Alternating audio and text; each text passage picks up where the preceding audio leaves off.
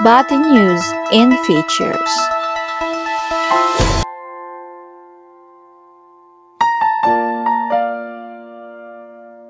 Ano pong kwento dito sa pamilya na to na kung saan nabanggit nyo na nangangailangan ng tulong mula sa LGU na ito hindi nakakatanggap. So, maaari bang malaman sir kung ano yung mga concern ng pamilya na to sir? Sir, anong concern dito ng pamilya na to sir? Sir, good morning. At yun nga, yung concern dito sa pamilyang to kasi is, yung may nakapansin sa atin na tayo sa kabila, kailangan daw matulungan itong pamilya na to. Dahil yan nga, wala anong pasilyo o CR din yung kanilang bahay. Ito nga, makikita ninyo na talagang kapos talaga sa papabay dahil at siya, naglalabada lamang. At yung kanyang mister naman ay pa-extra-extra sa construction. So, walang maintain na kita. Kaya't yun nga, yung mga bata niya, napansin natin na kung saan niya dumudumi, pera doon sila sa mga kumakain. So, hinihingi ni Nanay Lorna sa atin na sana CR, mabigyan sila ng CR o kahit man lang mapansin sila ng gobyerno na mayroong pabahay sana na maibigay sa kanila yung gobyerno natin. So, yun nga, matagal na silang humihingi ng tulong sa ating gobyerno na sana mapansin ito, sir. At nakikita po natin dito, tingnan nyo yung bahay niya. Yun, may... Yan, tingnan niya. Yung anak niya, 13 to eh. 13. Then may 4 na taong gulang siyang bata na may sanggol pa hanggang sa ngayon dahil nga malnourished na dapat mabigyan din ng sustento ng ating gobyerno, ng ating CSWD. So, yun, nananawagan si Nanay Lorna sa atin at sa gobyerno natin na sana mabigyang pansin sila, sir, ng ating pamahalaan. So, naawa tayo, nahabag tayo sa batang ito, kaya pinangakuan ko na babalikan ko, humingi ako ng ayuda galing naman sa barangay Kinamaligan, kaya Honorable Barangay Captain Danilo Manlapas, kaya nagbigay ng 6 na manapat.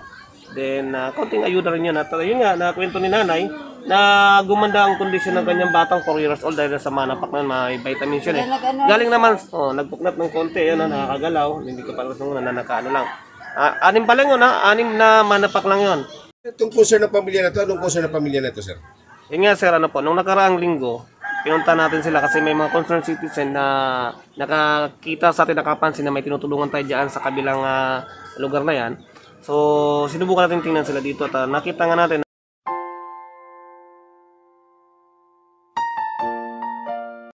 na itong anak nyo na sabi nyo medyo pinoproblema nyo ngayon kung paano Amo po ini siya ano. So yan po siya. Ano pangalan ng baby nyo? Joseph po. Joseph Alanib Mitra po siya. Joseph Alanib Mitra. Ilang taon na po ito na? Mga 4 years old na siya sa Mayo. So naipakonsulto niya na ba ito sa doktor, itong anak mo? Opo. Naano na po namon ini. Pero kay gatas nga niya po, bagan dili man nagano sa iya Kaya kailangan po niyan mga vitamins, Seroxina. Saka kay minsan pag wala kaming kwarta, wala mangad kami ikaayuda mangad sa iya. At na yun.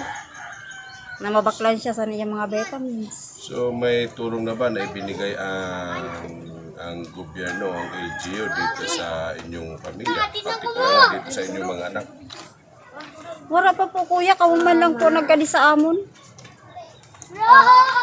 Ini Nay, siya. anong tunay mo na pangalan, Nay?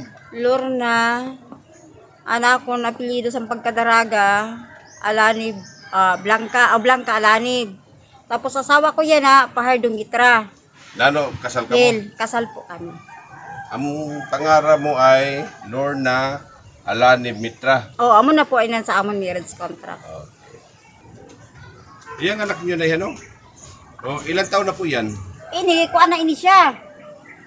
Bali, maupat pa ini sa Mayo. Upat na ini siya, kuya. Tapos,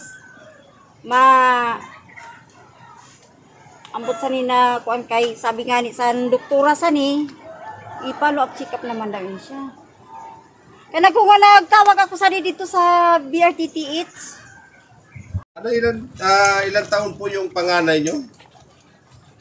28 or 29 napakadada sa kay December ito nag-28. Yung pinakabunso? Mga 4 years na. Yun yung sabi niyo yung may karamdaman. Oo. Malnourished. ayuda sa pagkaon. Ini naman yan, pambakal namon ni kuya sing pagkaon.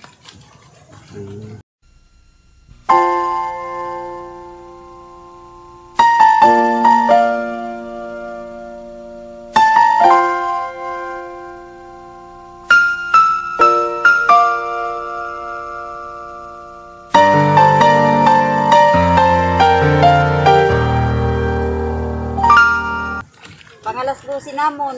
Magkano ang bayad lang sa inyo nito? Hindi ko pa gani kuya ram kay wala man ako nag-apresyo pag nagalaba ko pa ako nag-apresyo sa inda. Oh, kamu na dyan. May Ali bayad lali na kuya kay jutay malaini siya. Pero kung sa pag ano ko talaga kuya, paglaba ko an usad ka sako. Nasukot ako kuya sing 400. Isang sako. Isang malabahan. sako nalabahan 400 kuya. Ang pinakatapay nakababa sana 300 ang sako.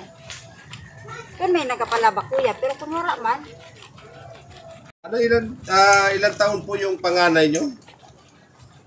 28 or 29 napakadada sa kay December ito nag-28. Yung pinakabunso,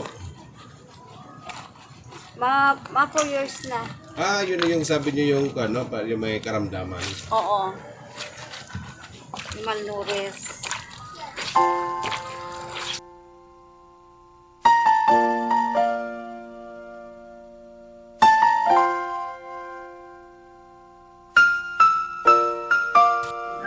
Nag-aral din kayo? Nag-module po ako sa ALS. Ano yung, nyo? Muscular po. Muscular namon module. Musler. So anong year yan? Anong connect? Ay, elementary lang po na akong kuha na ano. subject. Oo. Anong grade? Ano lang po, grade 4. Grade 4. Ulitin ko. Nasa ngayon nag-aaral kayo. Nag-aral ako. Anong grade? Grade 4 lang po.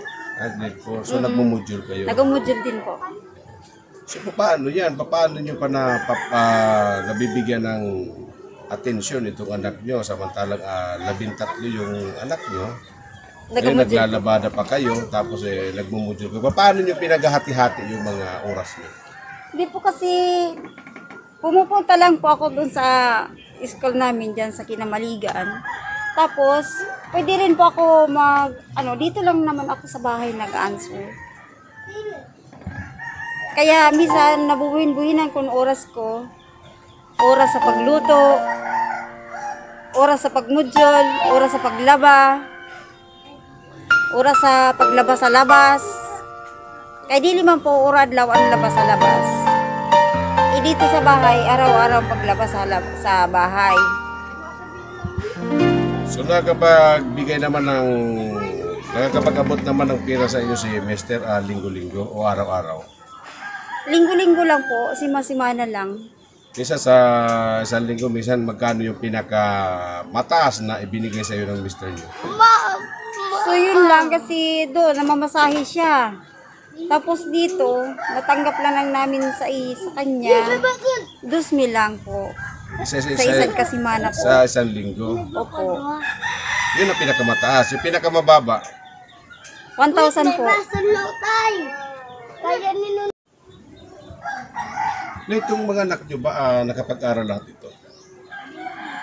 Nakapag-aral man sila, pero nag-udong-udong man sila, sir. Kay minsan, wala sila sin pamasahe. Tapos sila magkato sa eskwelahan pag wala sin pamasahe pa eskwelahan.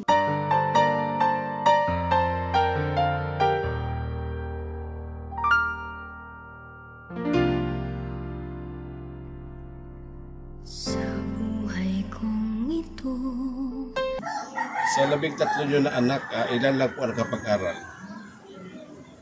Malapit yung 3 ko. Yung 3 panganay mo lang ang Opo. nakatapos lang sila ng elementary, high school o ano? Ano lang po. Tapos lang po sila sa siguro grade 2 lang gan, sir.